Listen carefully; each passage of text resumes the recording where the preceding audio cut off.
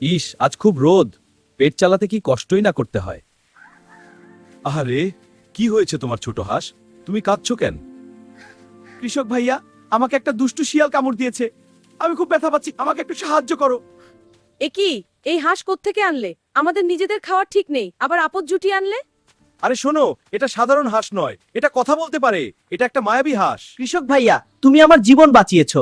এই সোনার ডিমটি নাও, এটা বিক্রি করলে তোমার সব অভাব দূর হয়ে যাবে। শোনো, এই হাঁসটাকে এভাবে ছেড়ে রাখা যাবে না। ও যদি পালিয়ে যায়, একে খাঁচায় আটকে রাখো। হ্যাঁ গো, দেখো এনেছি।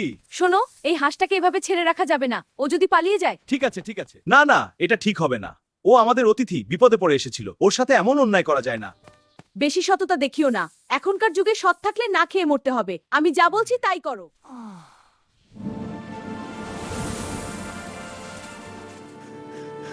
হাঁস ভাইয়া, তোমার কি হয়েছে? কথা বলো। আমি আর বাঁচবো না কৃষক। তুমি আমার প্রাণ বাঁচিয়েছিলে, কিন্তু লোভে পড়ে আমাকে বন্দি করে মেরে ফেললে। আমি মায়াবী হাঁস, মুক্ত বাতাস ছাড়া আমি বাঁচি না।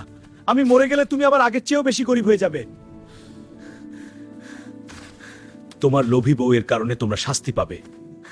আমাদের পরম বন্ধুকেও হারালাম, আর নিজেদের ভাগ্যকেও শেষ করলাম।